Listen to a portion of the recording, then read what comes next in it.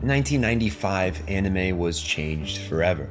Evangelion wasn't expected to become a cultural juggernaut, spawning endless adaptations, merchandise collaborations, and decades of relevance. It began as a risky mid-budget experiment, yet against all odds, it reshaped the medium. It wasn't just another mecha action series. It combined giant robots with psychology, layered characters with philosophy, and at its core carried a raw honesty about human fear and loneliness. It took flight, and when the dust settled, the industry scrambled to follow its path.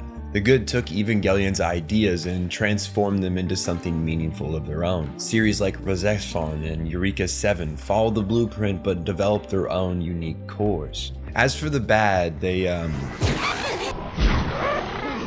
speak for themselves. By copying the surface without understanding the soul, we end up with disasters like Mars of Destruction or Aquarium. But the ugly, that's where a good thing collapses into incoherence and shallow recycling. This anime stands as one of the biggest disappointments I've ever seen, but I'll hold off on diving deeper into that until later. To truly understand the effect Evangelion had on the medium, how it spawned countless imitators, why some thrived and others crashed and burned, we first need to look at the era in which it began. It was an age of decline.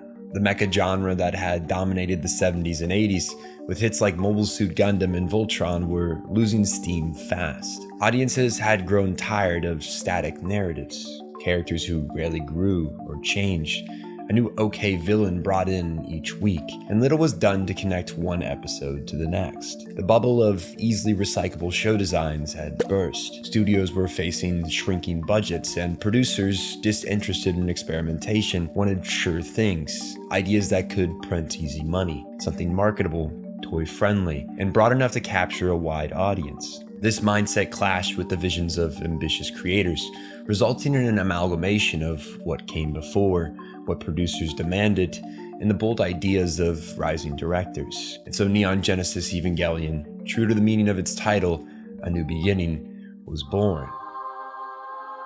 With each episode of Evangelion that was aired, the anime drifted further and further from what was considered standard. The Monster of the Week format gave way to an overarching story with no clear linear path, no hard lines between good guys and bad, and a heavy focus was put on psychological exploration. It stirred questions, pushed fans to theorize, connect loose plot threads, and wrestle with ambiguity. It was messy, but that mess opened up new possibilities, both for the show itself and for anime as a whole.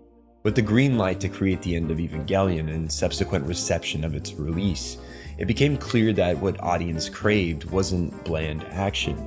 They wanted depth, stakes, characters who were flawed, vulnerable, and real, who faced the same fears and questions we do. The series struck a rare balance, honoring its mecha roots while simultaneously redefining what the genre could be. It demanded viewers engage with it beyond the 23-minute runtime, and in doing so, it slowly burned itself into the collective consciousness of anime fans. And with that viewer loyalty and hype came the flood. Merch began popping up everywhere. Food tie-ins, toothpaste, plushies, a fucking toolbox. Evangelion became more than just an anime. It became the most profitable merchandise empire in anime history. And that meant a lot of money. So much money, it's almost absurd. Cash is the fuel for the entertainment industry. For production committees, the question is never, will fans love this, or is this a great story? It's always, how much will this make? That's the harsh truth of the entertainment economy. If it isn't profitable, it isn't producible. So what a lot of storyboards and writers do to get greenlit is lean on comparisons to existing hits. Most famously, X is like Evangelion. The thinking was simple. If that series was profitable, my loosely based idea will be too. This is a classic faulty comparison that often leads to hasty generalizations about why the original was successful to begin with. Yet despite the pitfalls in that logic, producers ate it up, imagining a bountiful harvest of money to come from a merch line like Eva's. It felt like the gold rush in anime production. Everyone had to take their shot before the fad dies out, leading to some very strange renditions. Some took inspiration and evolved the concept of traumatized children piloting robots into something genuinely their own. Others produced shallow attempts to cash in on teen angst meets alien robot war. Why some succeeded while others failed wasn't just a matter of budget size or marketing. Neon Genesis barely got any promotional material before first releasing, and we can all remember how some scenes were poor or stiff in the original. These production quirks were forgiven because the story, the tension, the characters, and the mysticism of the lore carried the show. The art was great, but animation was expensive and time-consuming. Sometimes corners must be cut. Though this did not stop Eva from feeling full of life. It had soul. Soul that doesn't always transfer when trying to copy someone's homework. I've characterized several renditions of the traumatized kids pilot robots to fight abstract aliens into 3 different categories, though it is closer to 2. There's the good, the bad, and one I just want to call ugly because I don't know, it just genuinely frustrates me to no end. I'll explain in each segment why the 5 series I picked to represent the category belong where they do, and by the end, you'll hopefully understand just how impactful Evangelion was on the generations of anime, and maybe discover a few shows to watch and a few to avoid. So with that said, we'll ease into it and I'll start with the good. Evangelion showed us that good mecha anime doesn't have to be just about cool robots fighting against giant monsters. It proved that story can drive a show's success and that characters can be nuanced, not just one-note blocks of flesh. Everybody loves a good robot versus monster fight, but when it's grounded in tension, layered with plot, and carries real stakes, it becomes far more compelling. Gasaraki was the first of these 5 to follow up Evangelion, releasing in the year 98. While it shares some surface similarities, a teenage boy burdened by the family and societal expectations who pilots a robot, a relationship side plot involving a shy kudere co-worker, all set against a Japan focused on the military-industrial complex, it does manage to drift away from being just another copycat by moving in a different direction. Perhaps knowing they couldn't replicate the same existential themes, the creator grounded the story in the politics and economics of war, corporate power, nationalism, and cultural identity. The narrative examines the effects of the system we create on individuals, rather than centering solely around a depressed, mentally fragile protagonist. Stylistically, Gasaraki separates its world using Japanese no theater and tales of oni and yokai as motifs and design inspiration. While the looming threat of a world-ending terror may remind you of Eva, the story switches lanes with how this impending threat is handled. The protagonist isn't wallowing in non-existent self-esteem, ignorant to the greater plan. He's actively standing up against the regime and unraveling a conspiracy tied to his family business. That focus on social systems and navigating the corruption within, rather than internal mental struggles, is what makes Gasaraki stand apart. It recognizes that what made its predecessor successful was a strong story.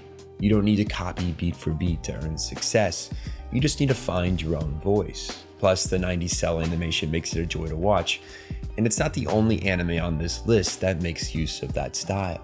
While Argento's Soma reuses the idea of alien invasions fought with giant robots, the emotional core is very different. Where Shinji was paralyzed by self-doubt and fear, the protagonist Takuto is driven by revenge and grief, obsessed with killing the aliens attacking Earth because one of their strikes claimed the life of his one true love.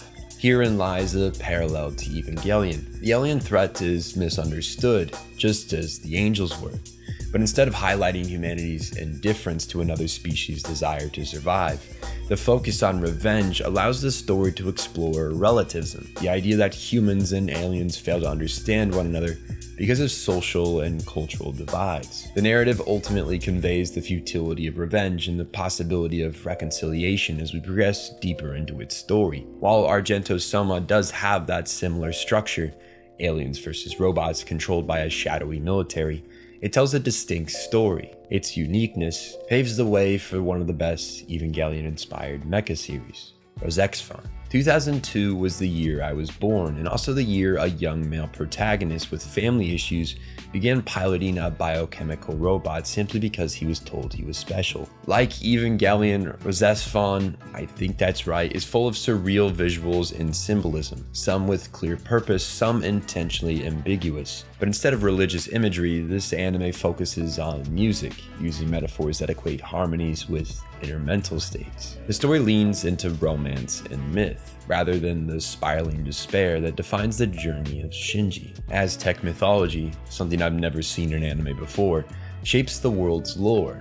Sounds and music are treated as cosmic forces capable of godlike feats. Persephon's overarching question throughout its progression stands as, can we find harmony with the world and with one another? It's a more outward-focused moral compared to Evangelion's inward question, can we face ourselves, the one that lies behind my ego? By taking such a different approach, Persephone proves that even with the same basic bones, fighting massive creatures with giant robots, a series can have its own heart. That's the crucial lesson for mecha anime following Evangelion. They need their own magic, or else they risk becoming pale imitations of a series that popularized overarching plot in the genre. This next anime understood that sentiment as well, and carved its own identity out of Eva's bones. 3 years later, Eureka 7 would arrive in 2005, the year my brother was born, the very same man who showed me DxD and Domestic Girlfriend. Very different taste than what we're speaking of here. Eureka 7, like its predecessors, throws a child into a cockpit of a robo-machine. However, this time the fight is on the side of the resistance rather than a military-industrial complex. Tonally, the show is on a completely different wavelength. The relationship between Nenton and Eureka is the emotional engine driving the story forward, and across its 50 episodes you can see iconography ripped straight from the early 2000s youth culture. It may not plunge as deeply into the human psyche as Evangelion did, but not every mecha has to in order to be successful. The optimism, the belief that growth, love, and connection are attainable feels refreshing after watching Shinji collapse under the weight of dependence and end of Evangelion. In that sense, its message feels more in line with the Rebuild films. And while some may dislike the hopeful direction of the Rebuilds compared to the bleakness of End of Eva, I don't think it's a matter of which is superior. They're both brilliant in their own light, and it is my suspicion that Anno rewrote the ending with a more optimistic lens because, in his older age, he came to see overcoming hardship and learning to connect, not as a fantasy, but as a more realistic conclusion. He's spoken pretty openly about his depression, and as I've gone through that myself, I know how raw it can be to sit in that same space as End of Evangelion, feeling like the world is leaving you behind and that everything is utterly meaningless and isolating. But I've also experienced the joy of moving through that pain and emotion and finding myself on the other side. It's a battle many of us likely fight, trying to hold onto the good in this world despite everything that tries to tear us down. That's why sometimes a show that isn't so grim can be a good thing. I cover so many dark and morally complex anime on this channel, and series like these are a reminder that not every story has to be tragic or sad. There's a duality, and I love that. That being said, we're going back to some philosophy. Zegapane carries the classic teen piloting a mech amid a war setup, but with a major twist.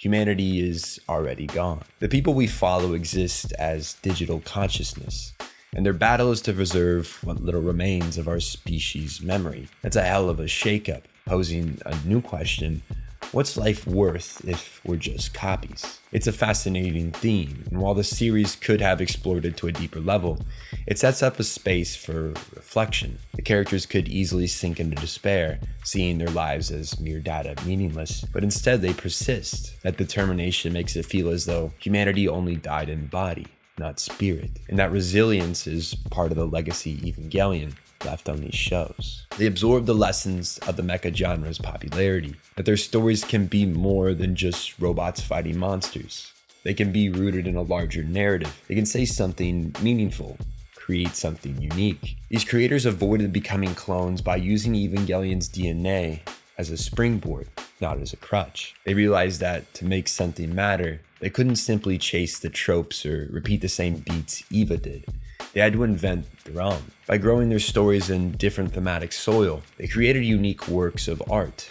each carrying its own flaws, but ultimately infused with the human touch that makes them lovable. What lies next, however, doesn't carry that same sentiment. Blinded by the idea that edgy, despair-ridden sad boys and an alien versus robot conflict were the very keys to Eva's success, some creators force stories that shouldn't exist. These are the true copycats of Evangelion. What can be said about one of these shows can usually be said about many, but we'll give each of them the time they deserve, however little or much that may be.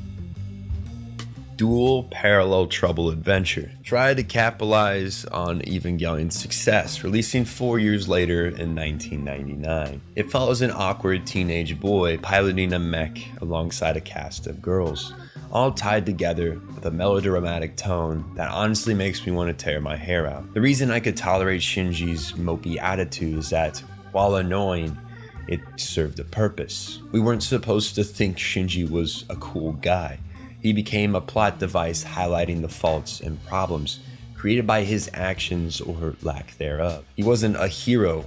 He was just a boy thrust into a situation, sometimes failing, sometimes succeeding. It felt real, like what I would expect from a boy that age. Most Shinji copies that came after, though, didn't have that same realism. They acted like wet mops with no thematic grounding. They must have thought this protagonist was popular, so let's just recreate him. But instead of unpacking Kazuki's motivations, the trauma that shaped him into this mess, we're stuck waiting around a harem comedy routine full of stock characters. They may have been a kudere and Asuka a tsundere, but at least they were more than just that. They had depth, progression, meaning.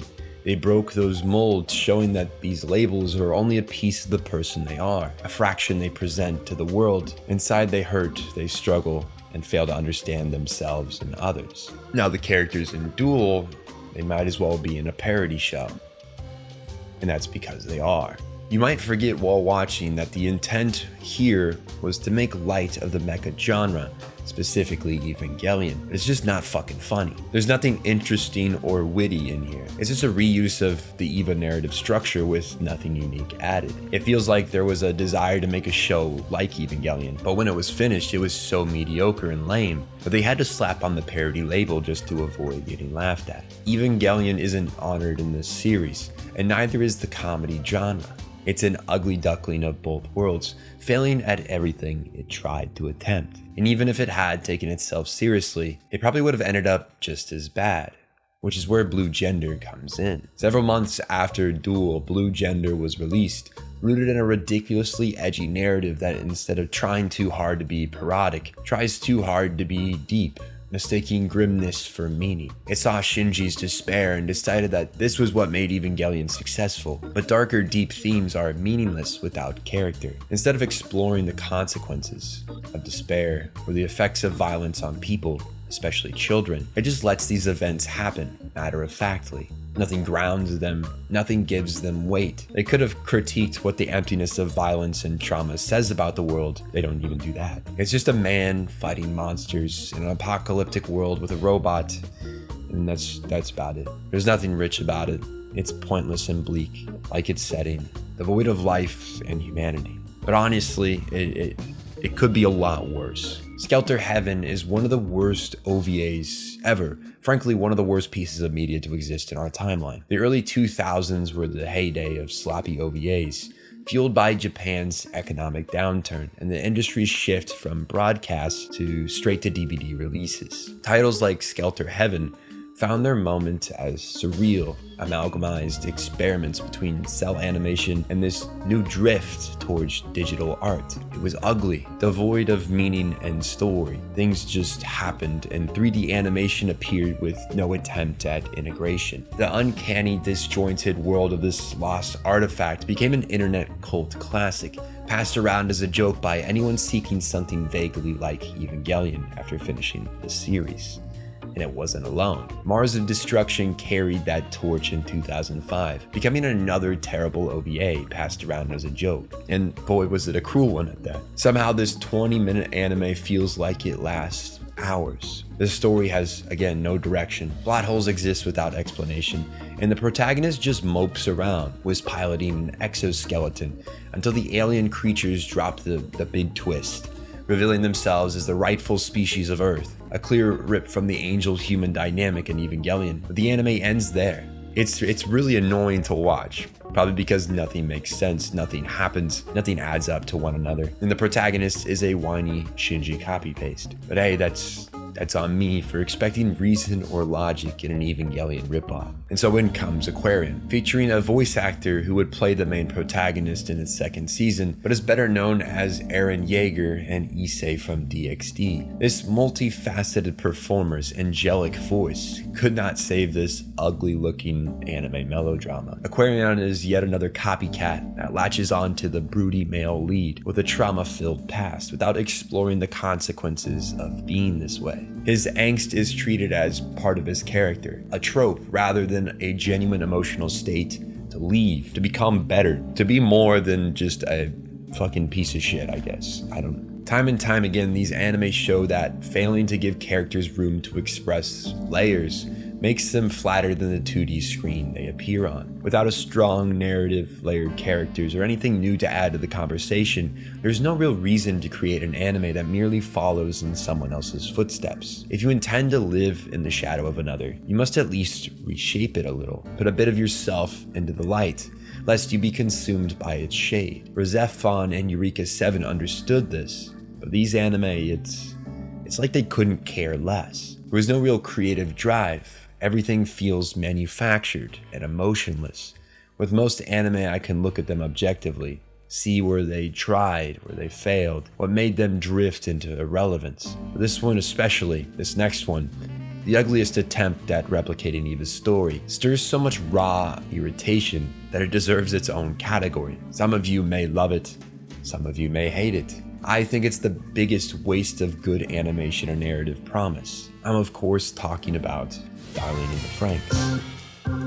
You may have heard me talk about it on live streams or in the Discord. I didn't hate this anime at first. It took me all the way to the final steps of its story that truly begin despising its existence. Darling in the Franxx stands as a failed imitation of both Evangelion and Gurren Lagann. It borrows stylistic choices, thematic beats, and concepts, but executes them at a far poorer level. The biggest example of this, spoiler for a bit of the ending, is when the characters combine themselves into a giant spaceship and fly into outer space to fight the aliens. All I can think of when watching that scene is this is a dramatically worse version of Gurren Lagann. This little space arc is messy, random, and inconsistent with the narrative they tried to ground on the planet's surface, which makes up the entire rest of the series. The show starts by exploring adolescence and identity, only to basically spit in your face at the end saying, never mind, we want to do a little space war bit. All the progression in 02 and Hiro's story is ruined,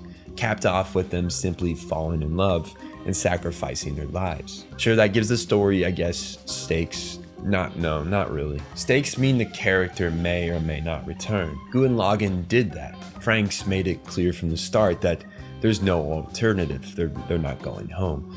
And that just feels like a lame duck. Additionally, all the side characters that live are underdeveloped, and by the end they feel less important to the plot than Toji's lack of presence in Evangelion. Characters are only meaningful when they're used. They might have a compelling moral or philosophical question to set up, but if you leave them out of the plot, relegating them to background filler, then what was the point of introducing them in the first place? It's not that Franxx ends too soon. That wasn't the issue.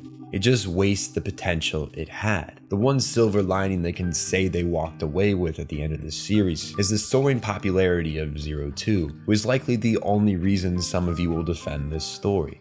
While I did like her entire story arc is undermined by the final decisions. She goes from being treated like a tool to learning, thanks to Hiro, that she's more than that, and that she can be equal to humans. But then they both throw away the chance to see fulfillment in that when they go and die. Sure, it's a noble sacrifice they do for their friends, but it feels unfulfilling.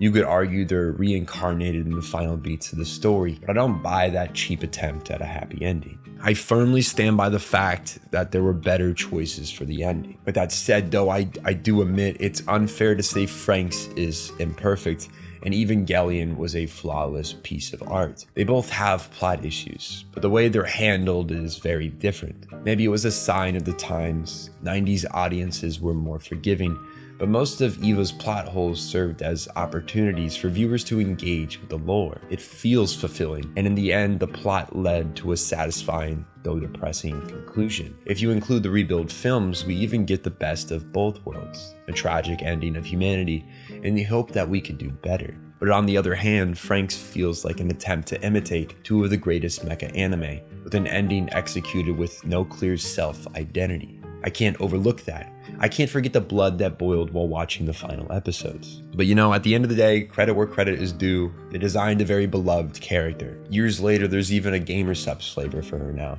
Good on her, I'm sure it's great. But product placement aside, what we can take away from this experience is that Evangelion wasn't great because of mechs or monsters. It was the introspection layered into every beat of the plot. Questions it asked about humanity and identity, and how it turned a genre that normally lacks an overarching narrative into one that resonates deeply with viewers. It wasn't perfect, and it didn't need to be. Clones and copycats failed by flying too close to the sun, trying either to imitate Evangelion too literally, creating a ridiculously despair-ridden protagonist in an alien robot dynamic lacking depth and creativity, or by creating poorly developed characters, or focusing on the cool elements and tropes they assumed made EVA popular. The truth is much simpler than that.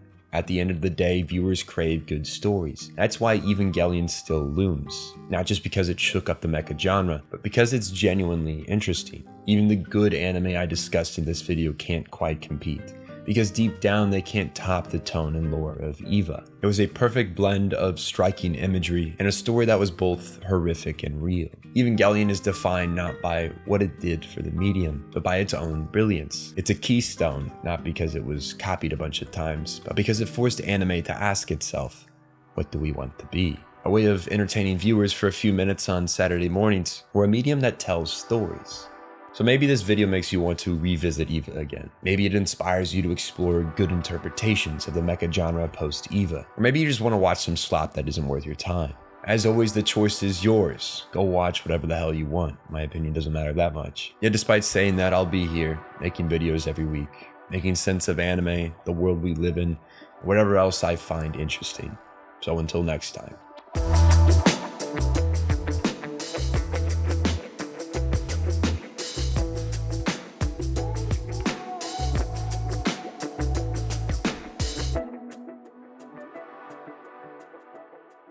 Now, I know I always say that I'm not going to do another EVA vid, but it just keeps coming back. I don't know how to help it.